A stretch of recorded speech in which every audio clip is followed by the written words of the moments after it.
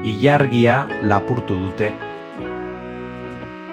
Bazen behin indiar tribu bat. Izugarrizko gosea zeukaten denek, eta ehizaldi bat egitea erabaki zuten. Hurrengo egunean, oihanean zehar ibili ziren. Baina ez zuten ezer ehizatu.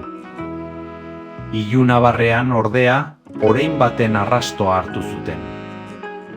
Ibili ziren oreinaren atzetik, baina ihes egin zien. Ura amorrazioa. Ilargia atera zen, eta artean ezer ehizatu gabe. Bat-batean, oreina berriro azaldu zen mendi gailurrean. Azkar bota zizkioten geziak. Desbideratu egin zen gezi haietako bat eta ilargian sartuta geratu zen.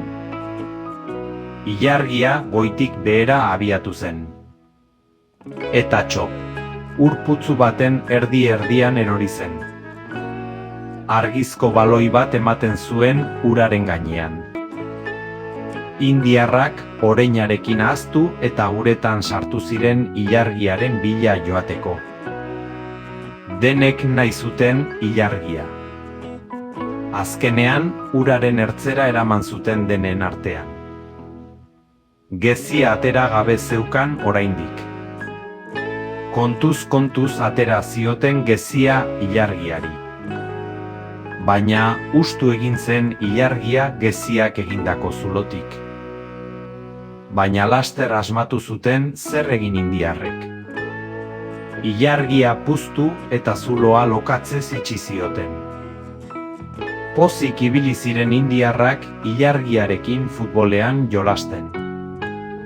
Halako batean, indiar batek sekulako ostikoa eman zion ilargiari. Eta oso gora bidali zuen bere lekuraino.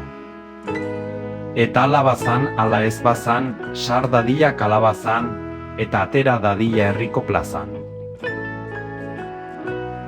Bideo hau gustatu bazaizu, emaiozu like bat. Eta harpidetu zaitez gure kanalera, antzeko bideoen jakinarazpenak jasotzeko. Agur eta laster arte.